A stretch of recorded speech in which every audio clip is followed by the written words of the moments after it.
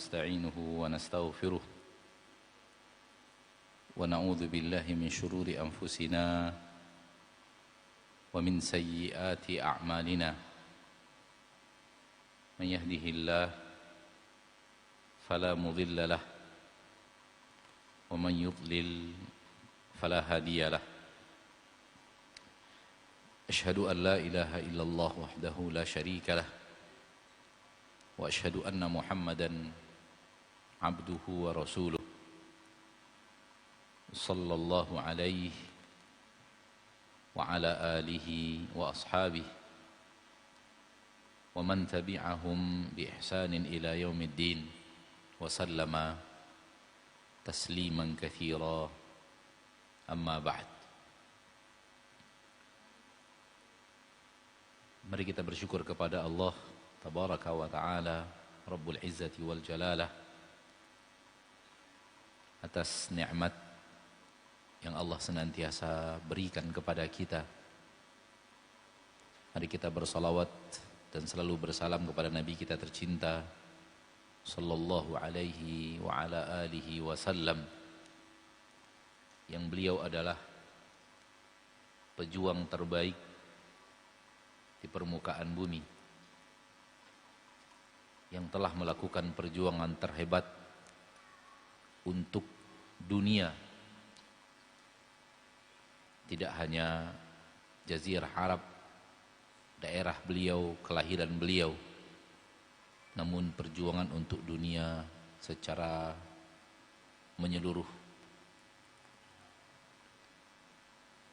Rasulullah SAW benar-benar telah berjuang dengan perjuangan tiada tara, dan hasilnya, buahnya kita nikmati sampai saat ini dan akan dinikmati oleh manusia sampai jelang hari kiamat.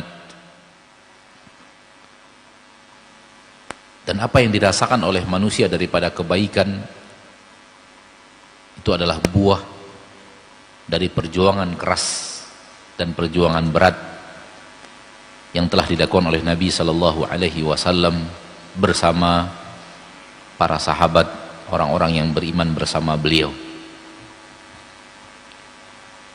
Siapapun yang membaca biografi Rasul sallallahu alaihi wasallam, mulai dari awal beliau menjadi nabi sampai nafas terakhir beliau keluar, perjalanan hidup beliau adalah biografi perjuangan yang tiada henti, biografi perjuangan yang silih berganti, satu dan yang lainnya dan yang lainnya dan yang lainnya dan yang lainnya dan yang lainnya sampai meninggal dunia. Salawatu Rabbi wa salamuhu alaih.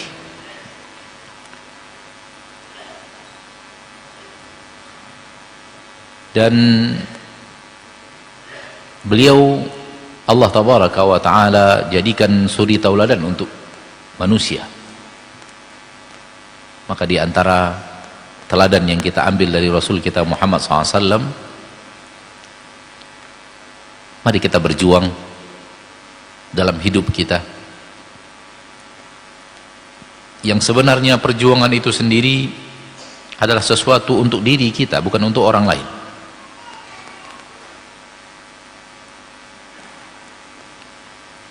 Sebuah yang terjadi pada diri seorang pejuang adalah dia merasakan beratnya, orang lain merasakan indahnya. Dia merasakan jerih payah dan keringatnya, orang lain menikmati buahnya. Dan ketahuilah, keindahan adalah dalam perjuangan, bukan dalam menikmati perjuangan orang lain. Nikmatnya hidup, indahnya hidup dalam perjuangan memberikan kenikmatan kepada orang lain, bukan sebaliknya menikmati manisnya perjuangan orang lain. Dan itulah yang dilakukan oleh Nabi sallallahu alaihi wasallam dan as-sahabah ridwanullahi alaihim ajma'in, dan itu pula yang dilakukan oleh generasi-generasi yang mengikuti mereka. Berada di tempat ini Ana ingat pertama kali ana ke tempat ini, ana masih bisa membayangkan sampai sekarang,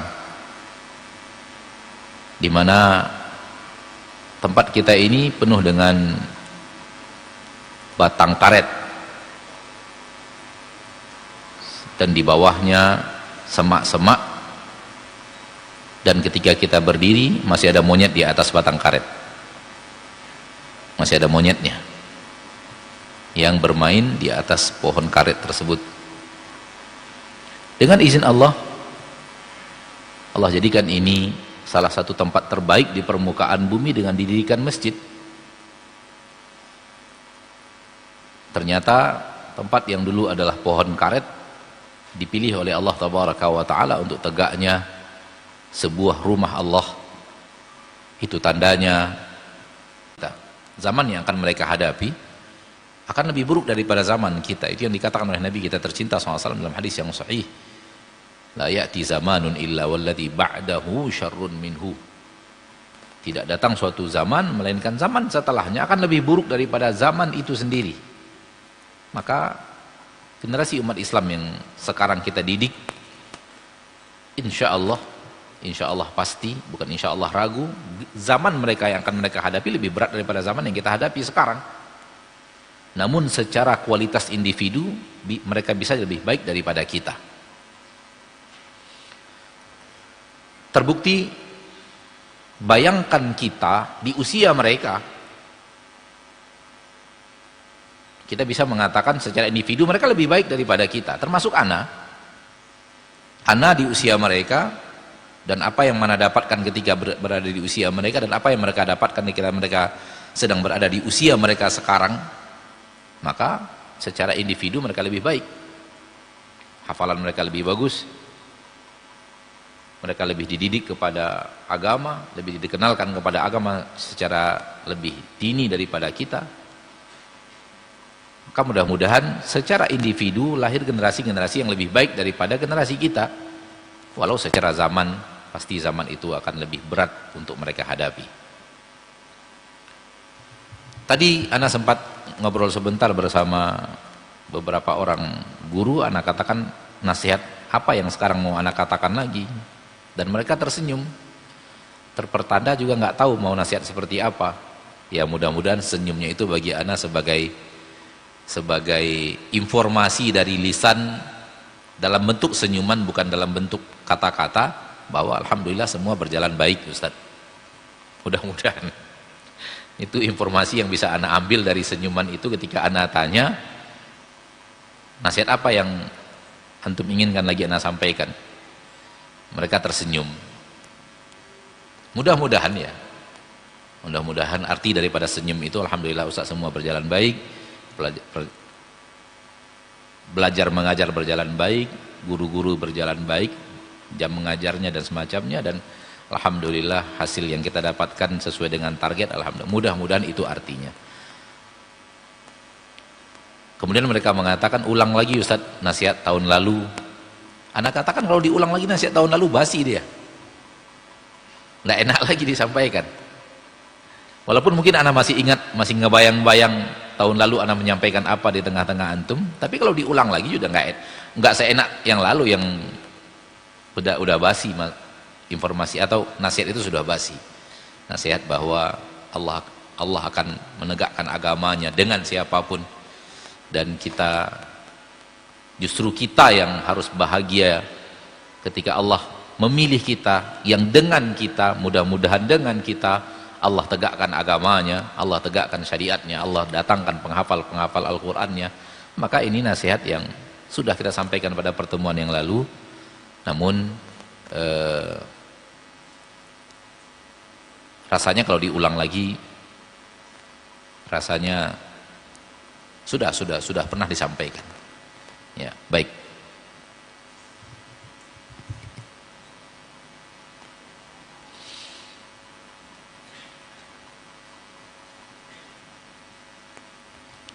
Ada dua poin yang ingin Anda sampaikan pada kesempatan yang berbahagia ini. Poin yang pertama, poin bagaimana mewujudkan sebuah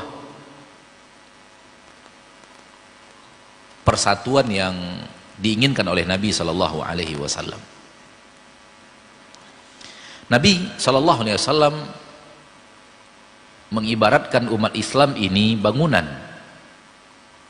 Nabi Shallallahu Alaihi Wasallam mengibaratkan umat Islam ini sebagai bangunan.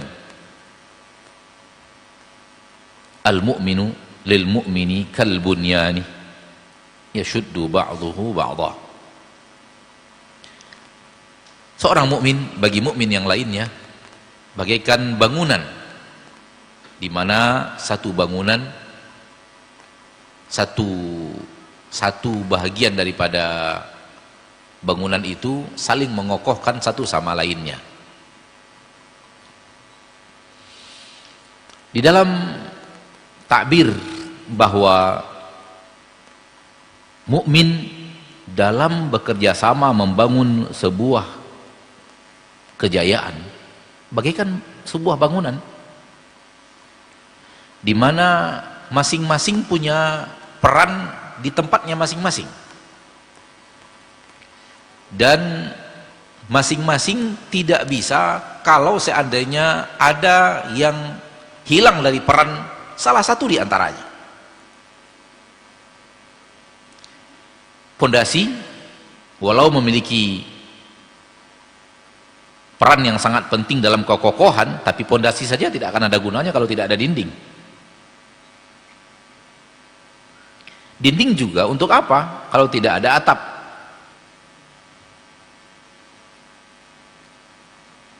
Ada dinding, ada atap, untuk apa bangunan itu kalau pintunya tidak ada? Dia tidak terwujud sebuah bangunan. Sampai kepada toilet, keberadaan toilet walaupun hanya 1 dan 2 dalam sebuah bangunan, hampir tidak ada gunanya bangunan itu dan tidak bisa dihuni bangunan tersebut kalau toiletnya tidak ada.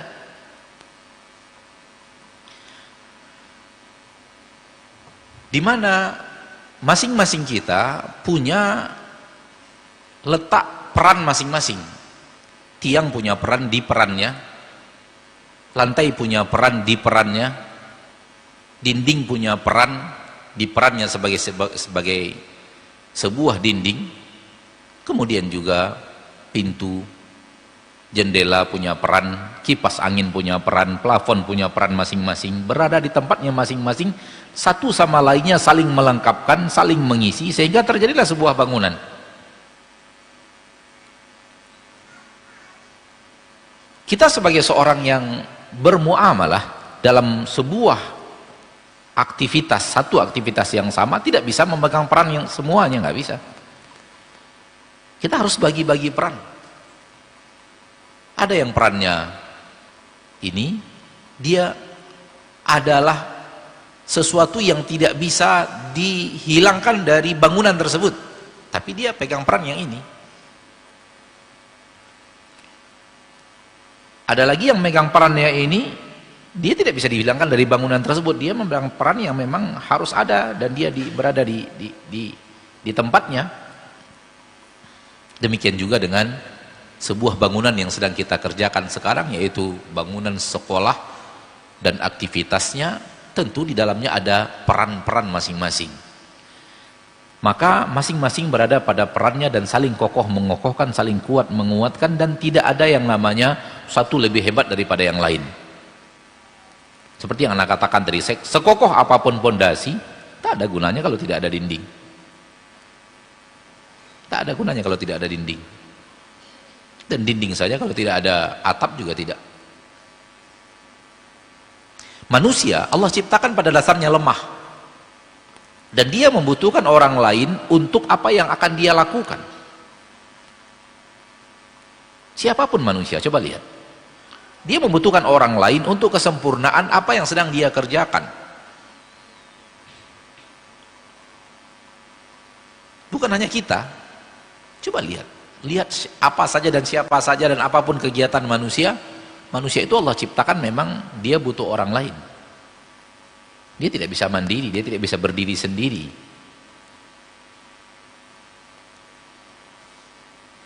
Dalam sebuah buku kecil, salah seorang syekh di Masjid Nabawi memberikan nasihat bahwa saking lemahnya manusia, hanya untuk sepotong roti dia membutuhkan tenaga belasan bahkan puluhan manusia. Hanya untuk sebuah potong roti, satu potong roti. Beliau mengatakan dia butuh tenaga orang-orang yang membuat alat pertanian, dan dia membutuhkan tenaga orang-orang yang memegang alat itu lalu mencangkul, bertanam, bercocok tanam. Kemudian dari petani dia membutuhkan tenaga para pedagang yang menjualkan hasil tani. Kemudian dia membutuhkan tenaga orang yang membeli kemudian mengadon kue tersebut, tenaga para pengrajin kue. Dan dia juga membutuhkan tenaga orang-orang yang membuat mesin pembuat kue. Dan terakhir dia membutuhkan tenaga para pedagang yang menjualkan kue. Karena sering yang membuat bukan yang mendagangkan. Hanya untuk bayangkan bagaimana Allah menjadikan manusia ini membutuhkan orang lain. Hanya untuk sepotong roti, belasan bahkan puluhan tenaga dia butuhkan untuk sepotong roti itu. Oleh karena itu, la yashkurullah man la yashkurun nas. Tidak pandai bersyukur kepada Allah orang yang tidak pandai berterima kasih kepada manusia. Oleh karena itu, ananiyah di dalam agama kita suatu hal yang sangat dibenci. Kalau bukan karena saya, maka itu tidak akan jadi. Kalau bukan karena saya, itu tidak akan tegak. Oh, saya itu dulu. Yang lain itu mana ada. Saya. Ini kalimat yang batil. Anda adalah lemah tanpa orang-orang yang telah berjasa dalam hidup Anda tidak ada, bukanlah siapa-siapa. Maka fitrah manusia adalah saling membutuhkan tenaga orang lain. Oleh karena itu, hendaklah kita dalam bermuamalah di pendidikan seperti ini, sebagai guru, sebagai TU, sebagai bendahara, sebagai kepala sekolah, sebagai yang ini, sebagai yang lainnya, bahkan sampai kepada cleaning service-nya kalau ada. Cleaning service-nya ada. Dapur, ada dapurnya. Hendaklah kita saling menghormati, karena dia punya peran yang hebat di perannya, yang kalau tanpa dia kita akan kewalahan. Dan semua itu yang berjasa adalah Allah, bukan kita. Yang berjasa untuk mendatangkan orang ini mau, orang ini mau, orang ini mau, orang ini mau, orang ini mau.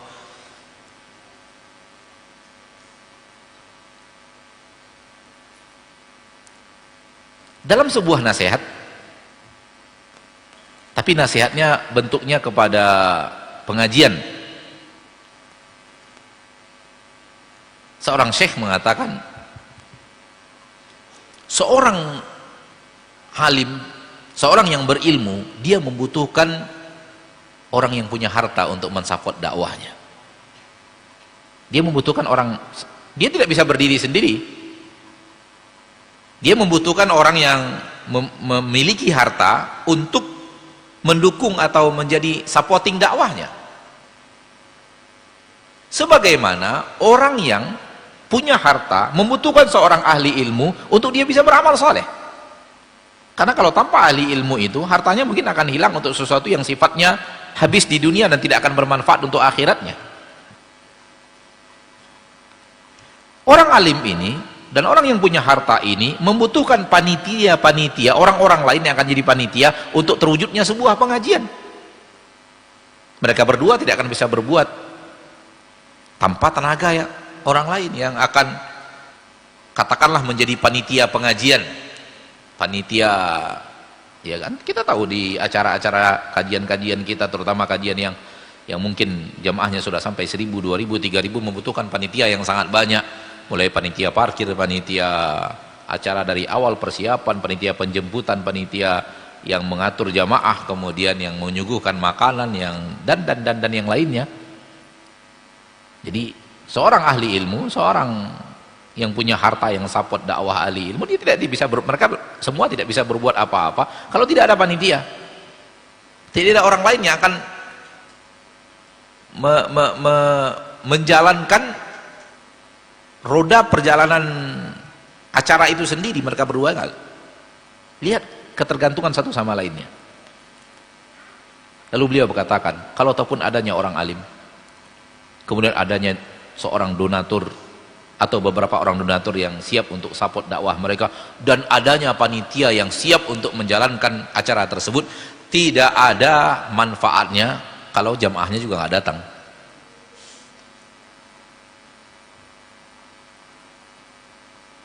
Dan jamaah juga tidak bisa mendapatkan apa-apa kalau tidak ada ahli ilmunya, kalau tidak ada panitianya, kalau tidak ada donaturnya. Anak ingin mengatakan bahwa saling terkait dan saling membutuhkan, dan tidak bisa berdiri sendiri, nggak bisa berdiri sendiri. Begitu sunnatullah terhadap manusia.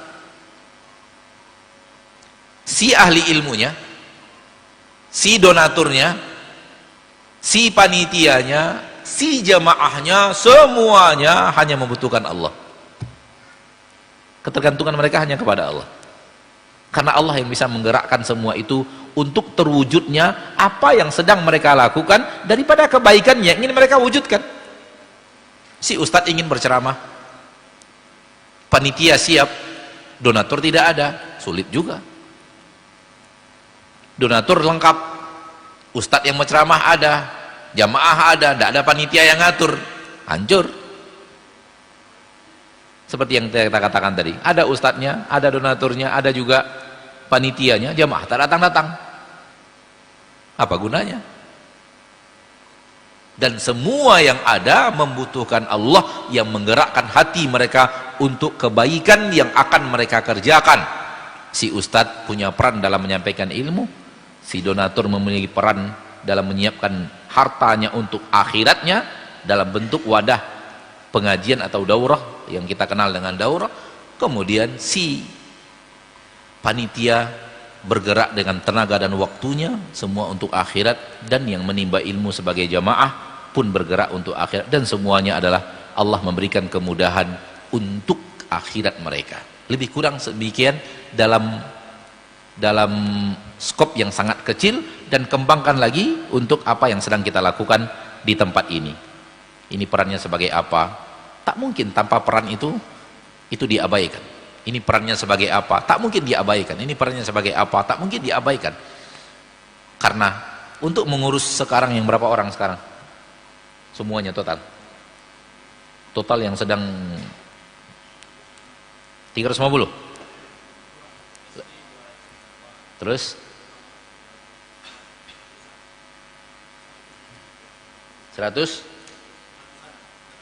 100 berapa?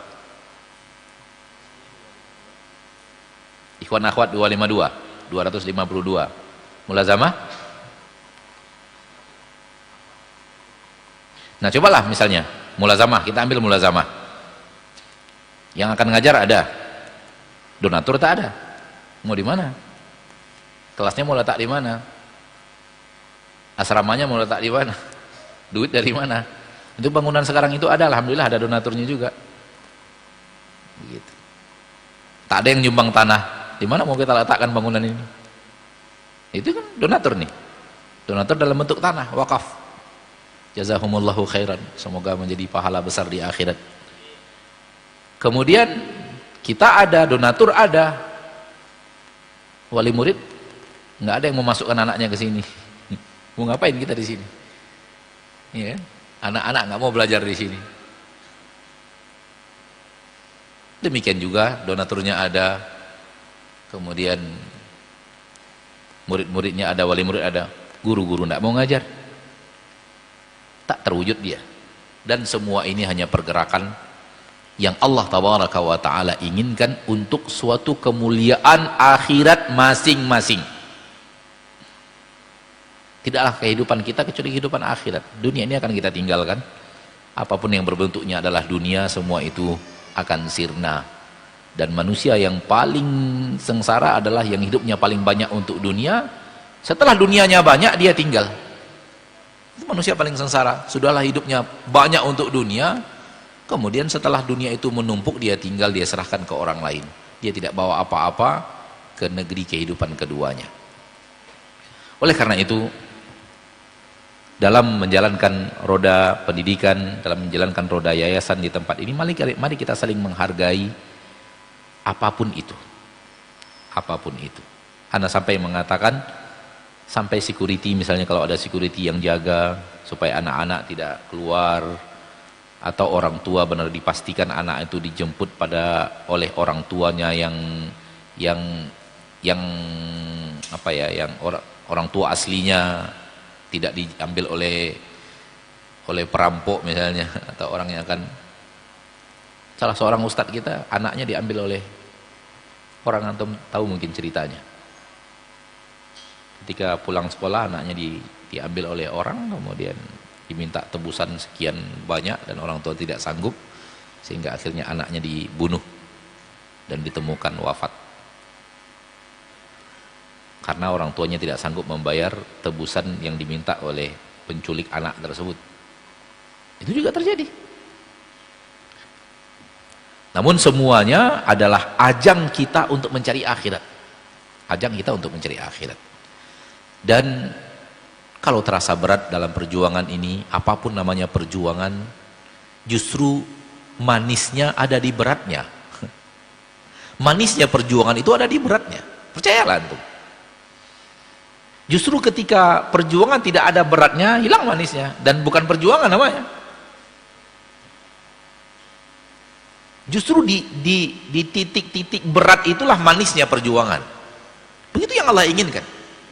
Begitu yang Allah Tabaraka wa Ta'ala takdirkan, dan itu yang terlihat. Siapapun yang berjuang, dia pasti ketika menceritakan perjuangan, yang paling indah diceritakan adalah titik paling berat dalam perjuangan itu. Oleh karena itu, para ulama mengatakan nikmatnya hidup itu dalam sabar. Kenapa? Karena pahitnya itu memberikan keindahan hidup. Memberikan keindahan hidup. Ini nasihat ana yang pertama. Maka dalam bermuamalah bersama-sama, hendaklah kita saling menghargai,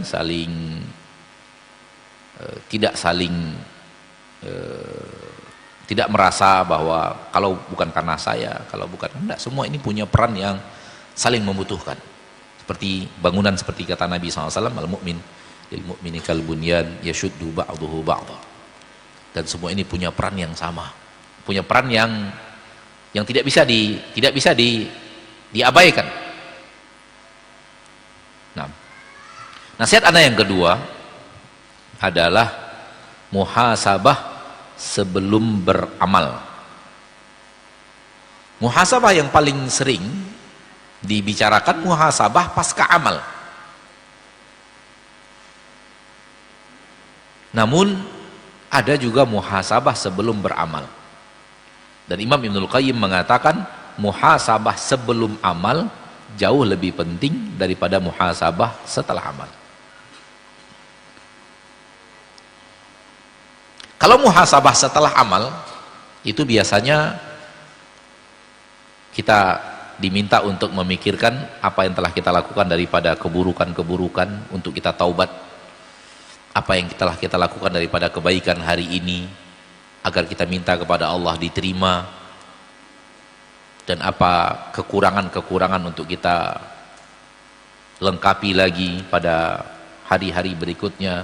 Apa kelemahan-kelemahan diri kita untuk bisa kita tutupi kelemahan tersebut. Itu muhasabah. Namun muhasabah setelah amal itu terjadi. Di dalam kitab Ighatsatul Lahfan, Imam Ibnul Qayyim bicara tentang muhasabah sebelum beramal. Kata beliau, apabila seseorang ingin melakukan sebuah amal, ada 4 poin muhasabah yang harus dia lakukan. Apabila 4 poin muhasabah ini lengkap, maka insya Allah amalnya itu akan terwujud dan akan berbuah dan akan menjadi sesuatu yang ada dan membahagiakan dia.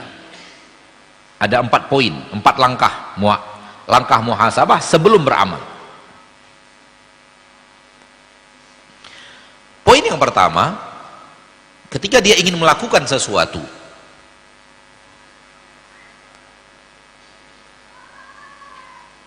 kita ambil saja ketika dulu sebagian daripada kita ingin membuat sekolah ini. Kita belum kembali kepada masa-masa sebelum kita akhirnya sepakat ayo buat yayasan, ayo, dan itu kan sebelum kita beramal. Coba bayangkan saja ke arah itu. Langkah pertama yang harus dimuhasabah, kata beliau, adalah pertanyaan, apakah pekerjaan kita ini baik atau buruk? Langkah pertama adalah, apakah yang akan kita lakukan ini adalah sebuah pekerjaan baik atau pekerjaan yang tidak baik? Dan ini tolak ukurnya adalah ilmu.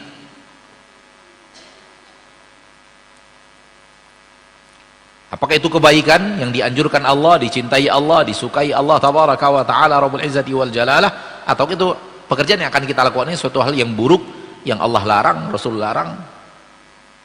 Maka jawaban di sini adalah ilmu untuk menilai sebuah perbuatan baik atau tidak baik. Dan ini langkah pertama. Langkah kedua yang harus difikirkan, yang harus dimuhasabah adalah, apakah yang baik ini, apakah, tentu kalau dia adalah baik, terjawab langkah pertama, muhasabah pertama terjawab. Masuk kepada muhasabah yang kedua. Kalau buruk tentu harus ditinggal. Kalau buruk tentu harus ditinggal, itu jelas. Muhasabah pertama baik atau buruk. Apabila kita memang ini baik, ini yakin 100% ini baik, oke, masuk pada langkah yang kedua. Apakah yang baik ini sudah saatnya untuk dikerjakan, atau lebih baik tidak dikerjakan sekarang karena belum waktunya?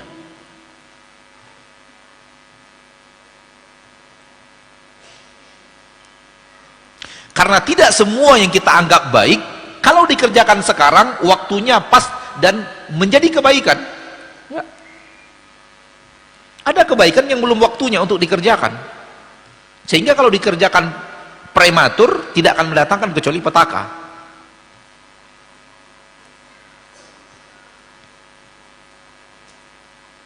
Ada kebaikan yang butuh diundur pelaksanaannya, bukan sekarang waktunya untuk dikerjakan.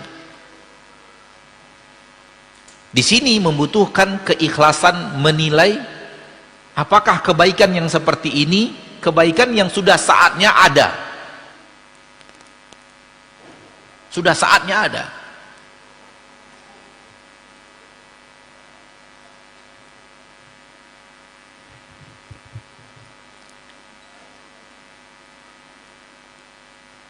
Karena di antara kebaikan, ada orang yang kebaikannya itu orang yang terlalu mimpi, terlalu terlalu halu, sehingga dia menggambarkan kebaikan yang hebat, namun belum saatnya kebaikan yang seperti itu bisa diwujudkan.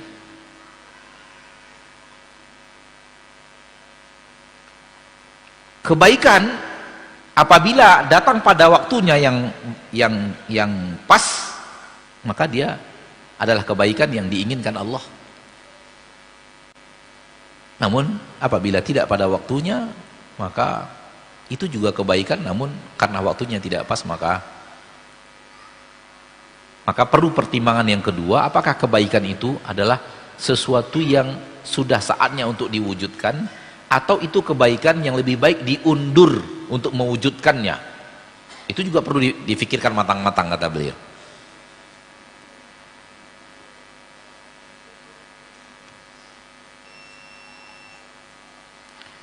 Kita ambil satu contoh.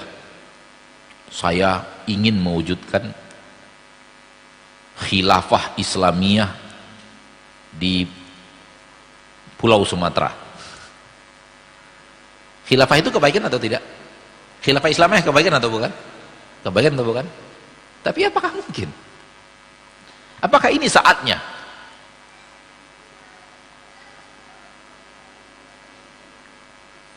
Atau itu hanya mimpi antum ketika antum memotivasi para pemuda, memotivasi orang-orang, memotivasi murid-murid antum untuk menjadi orang yang mewujudkan khilafah Islamiyah untuk Indonesia lah katakan.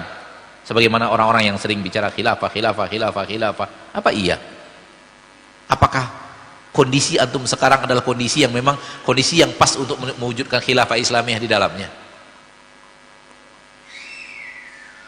Atau memang itu adalah kebaikan, namun bukan sekarang waktunya.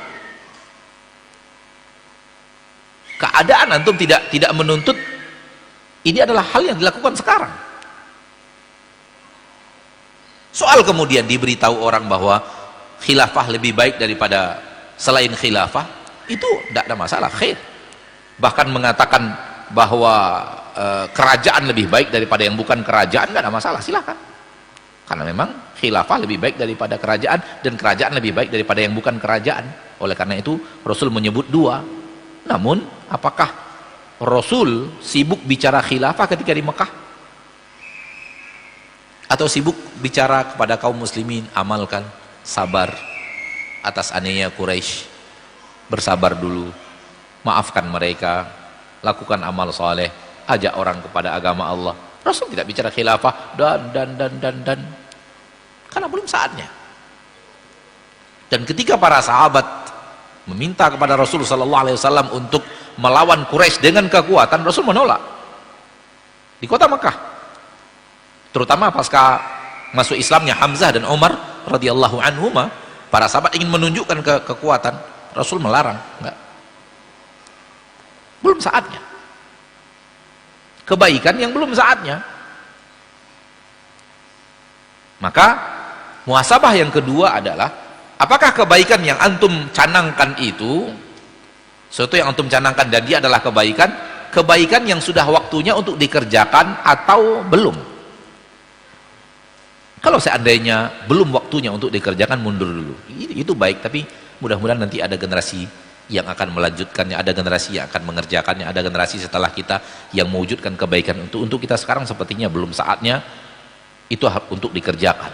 Jadi ada kebaikan yang sifatnya belum waktunya, sehingga kalau dikerjakan juga pada waktunya namanya prematur. Kalau prematur maka tidak baik. Siapa yang mengatakan jihad itu tidak baik?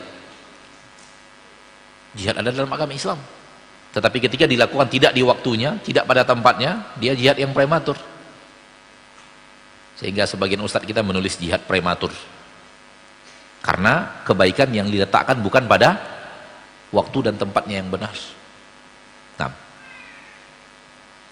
apabila yang Anda canangkan itu adalah kebaikan, lewat pertanyaan muhasabah pertama, kebaikan yang sudah saatnya harus dikerjakan, sudah saatnya untuk didirikan, menurut perhitungan, menurut muhasabah kita, menurut perhitungan kita, yang perhitungan kita bukan perhitungan nafsu, akan tapi minta hidayah kepada Allah Tabaraka wa Ta'ala dalam menghitungnya.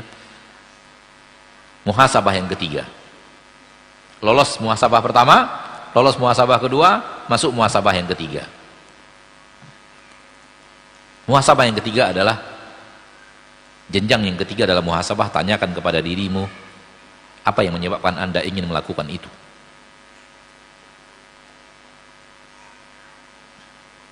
Apa yang memicu keinginan Anda untuk melaksanakan hal tersebut?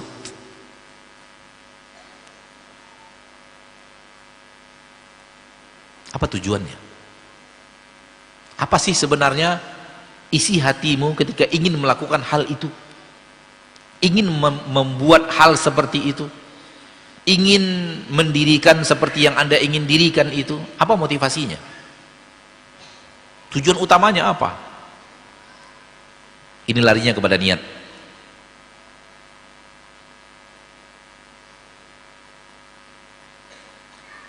Kalau motivasinya adalah Allah, akhirat, perjuangan agama Allah, kebaikan kaum muslimin, maka insya Allah ini motivasi yang bagus. Terjawab pertanyaan ketiga. Namun boleh jadi motivasinya adalah sakit hati, Ada juga orang buat tapi karena sakit hati. Ada kan? Ada. Oh, kalau kayak gitu saya juga bisa. Ini banyak ya.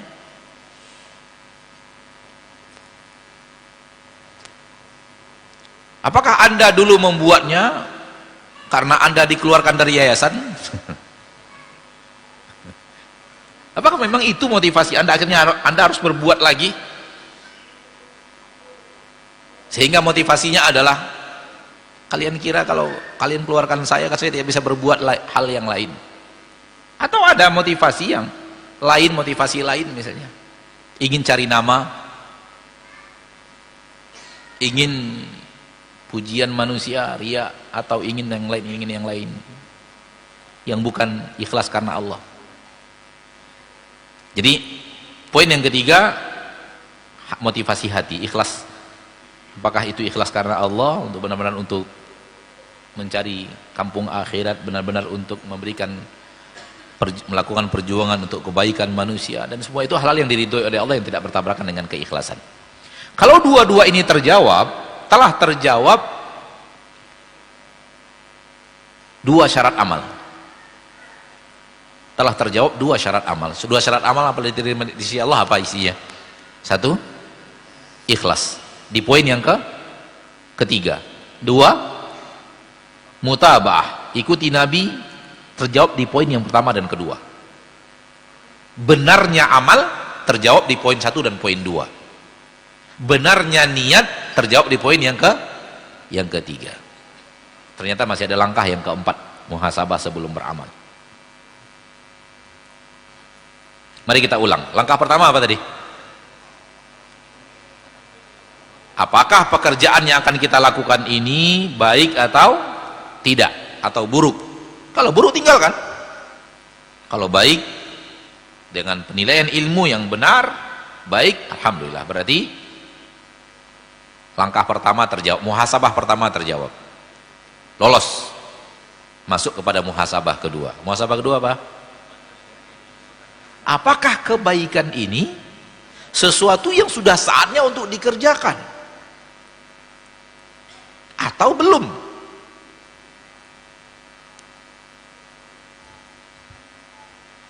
Dulu ketika pertama kali mau membuat tahfiz Mekah, targetnya 30 juz.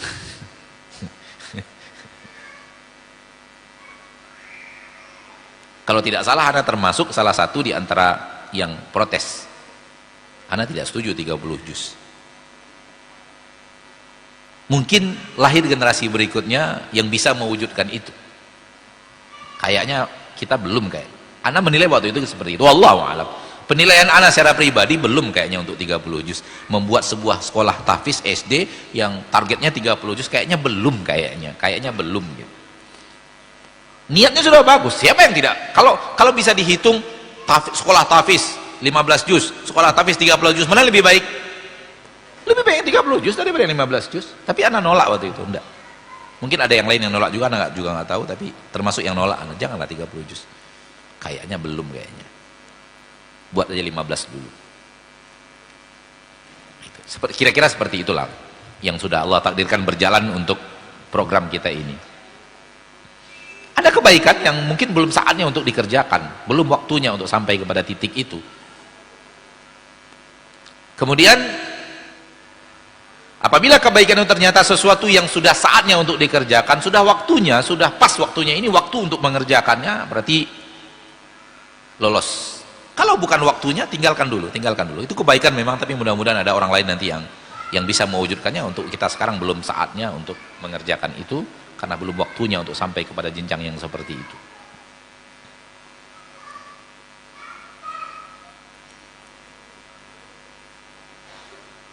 Kalau lolos muhasabah yang kedua, muhasabah yang ketiga niat. Anda mengerjakan itu tujuannya apa sih? Motivasi yang sebenar-benar motivasi itu apa? Itu butuh keikhlasan dalam menjawab bahwa apa sebenarnya yang terjadi di hati Anda ketika mengerjakannya. Apakah benar-benar ingin mencari ridho Allah, ingin berbuat untuk agama Allah, benar-benar ingin memberikan manafi' kepada kaum muslimin, benar-benar ingin membuat suatu amal jariah, sesuatu perbuatan yang mudah-mudahan mendatangkan kebaikan pasca kita wafat, mengalirkan pahala sebanyak-banyaknya dari orang-orang yang mendapatkan manfaat dari apa yang kita kerjakan. Atau ada maksud lain, ada orang lain yang sedang menantang dirimu sehingga engkau tertantang lalu melakukannya. Ada orang lain yang begini, ada ingin menunjukkan ini, menunjukkan itu kepada orang lain. Kalau memang jawaban itu benar, melakukannya ikhlas dan tidak karena yang sifatnya adalah unsur-unsur duniawi, berarti lolos muhasabah yang ketiga. Tinggal yang terakhir, muhasabah yang terakhir, yaitu muhasabah sebelum beramal. Pertama, baik atau buruk, kalau buruk tinggalkan, kalau baik muhasabah yang kedua, apakah kebaikan yang sudah saatnya untuk dikerjakan atau kebaikan yang belum waktunya untuk dikerjakan. Kalau seandainya kebaikan yang belum waktunya untuk dikerjakan, tinggalkan.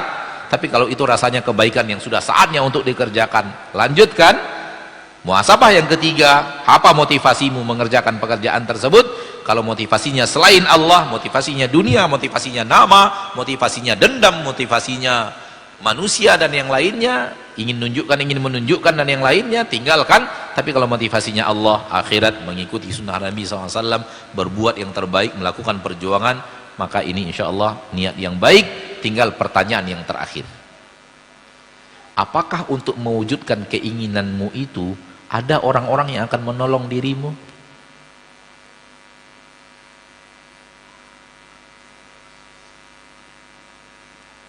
Apakah untuk mewujudkan apa yang ingin Anda lakukan tadi, ada orang-orang yang akan membantu dirimu melakukan itu? Ada orang-orang yang akan support? Seperti yang Anda katakan tadi, balik di poin yang pertama, bahwa kita tidak bisa bekerja sendirian. Manusia membutuhkan orang lain. Apakah sudah nampak siapa yang akan membantu dirimu? Karena kalau engkau bekerja sendirian, mustahil bisa, mustahil terwujud. Engkau akan membutuhkan orang lain untuk target yang ingin Anda kerjakan itu.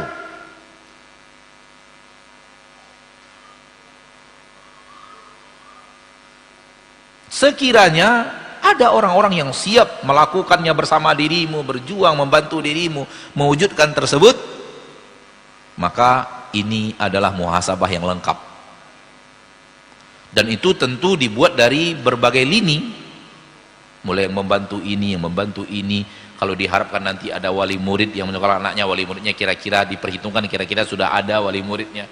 Ada orang-orang yang diperhitungkan insya Allah mau jadi wali murid, walau sekolahnya hanya begini-begini aja, serba banjir misalnya gitu. Tapi tetap aja ada wali murid yang mau anaknya sekolah ke sini. Kita perhitung seperti itulah kira-kira, lebih kurang. Bukan baru berapa banyak sekolah lebih baik daripada bangunan antum sekarang ini. Bangunan antum itu kalau dihitung dari Pekanbaru mungkin masuk 100, di bawah 100 terjelek mungkin. Tapi alhamdulillah ada aja wali murid yang kemudian yakin anaknya masukkan di sini. Padahal di sana sini, di sini sana, di sana sini banyak sekolah yang lebih menggiurkan mungkin secara bangunan, secara. Tapi segala itu diperhitungkan. Adakah untuk niat ini? Kira-kira adakah orang-orang yang akan insya Allah diprediksi besar akan mensupport kegiatan kita? Kalau ada, maka kalau jawabannya ada insya Allah ada. Bukan perhitungan ugal-ugalan, tapi perhitungan matang dengan melihat dengan baik, menyimpulkan dengan baik. Kalau ada insya Allah ada, ana yakin, karena ana lihatnya begini.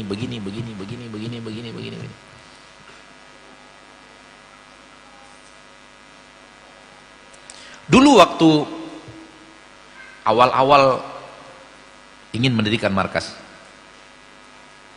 dan gambar disebar, salah seorang dari ustadz, ana tidak tahu siapa, tapi ana tahu dia ustadz karena dia WA ana pakai bahasa Arab. Ana tahu siapa, sampai sekarang ana tahu siapa orangnya. Beliau WA ana dalam bentuk WhatsApp.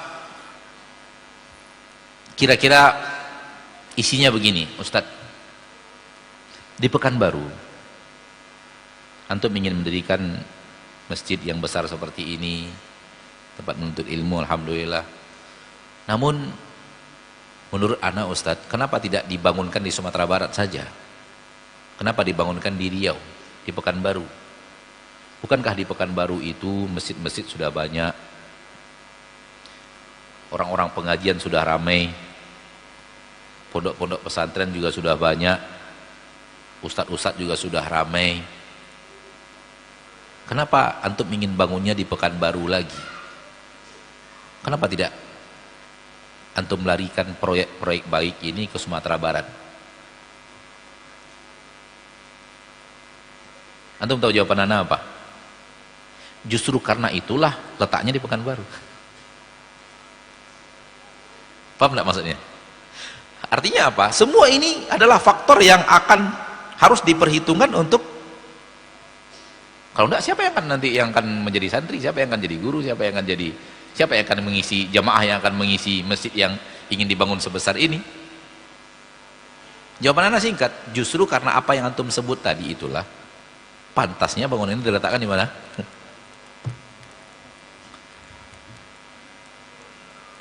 Karena segalanya, jangan kita letakkan misalnya di Payakumbuh, siapa yang akan ngisi di Payakumbuh? Coba lah ya, kalau kita letakkan di Payakumbuh, misalnya kita letakkan di Payakumbuh masjid sebesar itu dan Allah takdirkan jadi seperti sekarang itu, nah, siapa yang akan ngisi di Payakumbuh? Coba lah.